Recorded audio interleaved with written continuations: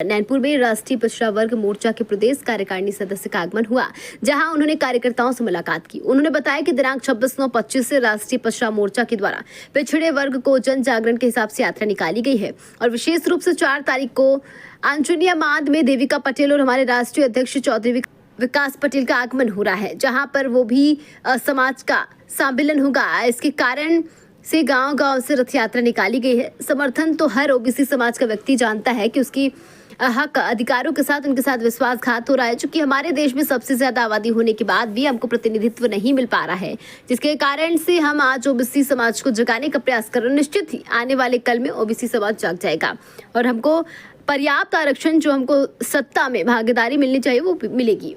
ये किस संदर्भ में है, इसकी संक्षिप्त में जाए। दिनांक 26/9/25 से जो है राष्ट्रीय पिछड़ा वर्ग मोर्चा के द्वारा जो है गांव-गांव पिछड़ा वर्ग को जन जागरण के हिसाब से जो है ये यात्रा निकाली गई है और विशेष रूप से 4 तारीख को अंजनिया मांद में देविका पटेल और हमारे राष्ट्रीय अध्यक्ष चौधरी विकास पटेल का आगमन हो रहा है, जहां पर ओबीसी समाज का जो है सम्मेलन होगा।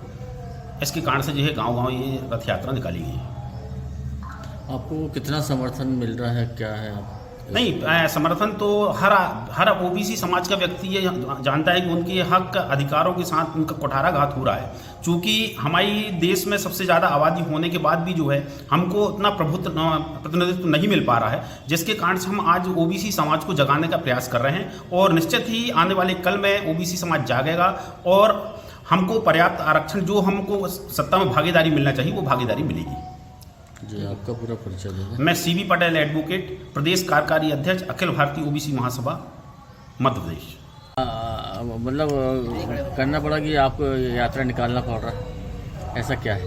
देखिए क्या है, आज़ादी के बाद से वर्ण व्यवस्था जो बनाई गई है उसमें सबको बांट दिया गया है, तो ओबीसी को इतनी जातियों में बांट दिया गया है और उसको जो सुविधाएं सरकार की मिलना चाहिए वो ओबीसी समाज को नहीं मिल पा रही है।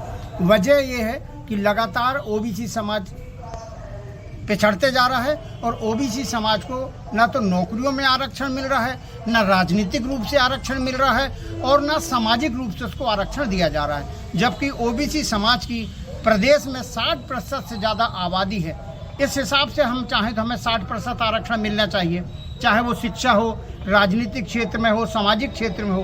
पर हकीकत ये है कि जो कांग्रेस सरकार ने 27% आरक्षण हमें दी थी उसको भी वर्तमान सरकार ने हमसे छीन ली है और हमें केवल 14% आरक्षण दे रही है। इससे हमारे समाज के जो प्रतिभावान छात्र हैं, जो पढ़ लिख के जिनका कट ऑफ जनरल से ज़्यादा जाता है, उसके बावजूद उनको 14% आरक्षण के माध्यम से होल्ड कर दिया जाता है और हमारी ओबीसी समाज की जो प्रतिभावान छात्र हैं वो शासकीय सेवा में आने से वंचित हो रहे हैं। इसलिए हमारा ये प्रोग्राम बना है, हमने कार्यक्रम बनाए, हम ओबीसी जन जागरण रथ यात्रा निकाल रहे हैं और सरकार से हमारी केवल एक मांग है कि जब न्यायालय ने बोल चुका है कि ना हाई कोर्ट में ना सुप्रीम कोर्ट में ओबीसी वर्ग में कोई स्टे नहीं है, तो फिर वर्तमान सरकार हमारे बच्चों के भविष्य के साथ कुठाराघात क्यों कर रही है। खबर भारतवर्ष के लिए नैनपुर मंडला मध्य प्रदेश से शमीम खान की रिपोर्ट। अपने शहर अपने प्रदेश की ताज़ा खबरों के लिए लाइक करें, शेयर करें, सब्सक्राइब करें और हाँ, बेल आइकन दबाना ना भूलें, क्योंकि खबर हमारी, फैसला जनतंत्र का।